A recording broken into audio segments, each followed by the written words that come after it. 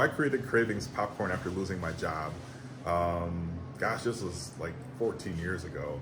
Lost my job. It was a job I hated, and went on a family trip to Frankenmuth and saw a awesome gourmet popcorn shop there, and decided that that was what I wanted to do. So I kind of figured it out, and a couple years later, after writing a business plan, I opened up Cravings Popcorn at the city market. I've always had a love for popcorn since I was a little kid. Me and my grandfather always used to watch wrestling on Monday nights and eat microwave popcorn, and so I mean, popcorn has just been something that I've always liked, and it's just one of those things that, like, it's always been there for a lot of the good times. So like watching basketball games or watching movies or whatever it may be, you know, I've just always loved popcorn. So between either the grocery aisle looking at snack foods that are made by the national brands, or my team, my staff, they always have great ideas. We always are just coming up with new things that we can do to be, you know, sort of unique and different from all the other popcorn shops that are around. We definitely will, you know, go to the snack food aisle and take a picture of the ingredients and reverse engineer what the national brands are doing and come up with our own twist of different flavors. And you know, it's a lot of fun to come up with things that are unique and different. Okay, so over the years, we've probably made over 120 different flavors, I would say.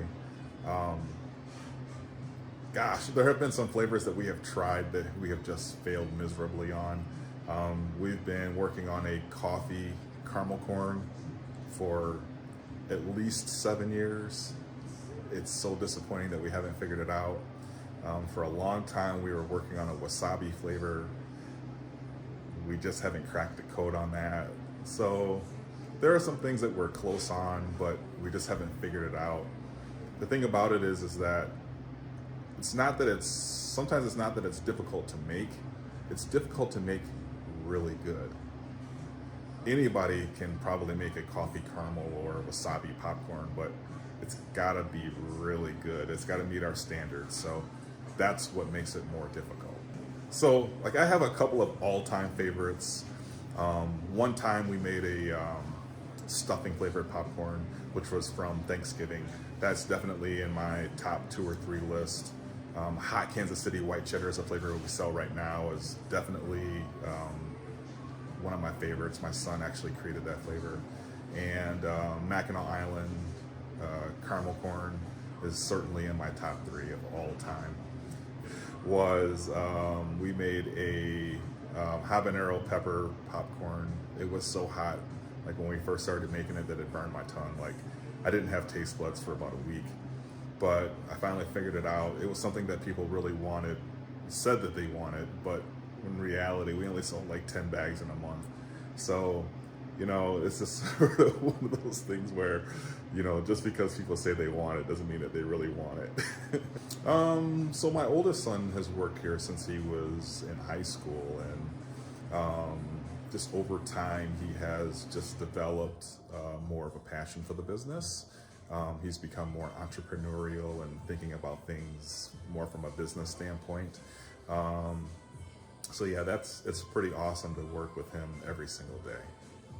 So I think that one thing that people don't realize is that there are very few gourmet popcorn shops that are peanut-free and gluten-free. Like, as a matter of fact, I have only seen one, and that's us, where there are absolutely no nuts and no gluten. It's part of the formula for what we do. So that doesn't mean that the popcorn is bad. I know some people really love to have nuts in their popcorn. We still make an extremely high quality product, but we want to appeal to people in schools and do fundraisers and things of that nature, where you know, if our product's being distributed or eaten by people that you don't know, a lot of times those people, you know, will have that allergy, and so they can't have it and have, you know, most popcorn, but this is completely safe. So that's probably one thing that people don't know. I'd say another thing that people don't know is that there's a lot of science and craft that goes into making popcorn. I think it was a fad a few years ago that, you know, all these different popcorn shops would pop up, and because it was so popular, but so many of them have failed or just haven't achieved what their goals are. But part of that is just because there's so much more work to it if you're going to do a quality job. The future for Cravings Popcorn is just to get better year after year after year. At some point we would like to franchise, and so we're exploring that.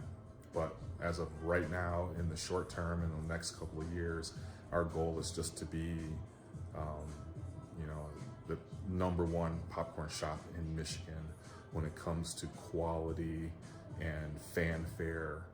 We just want to be that place that has that reputation for being the best.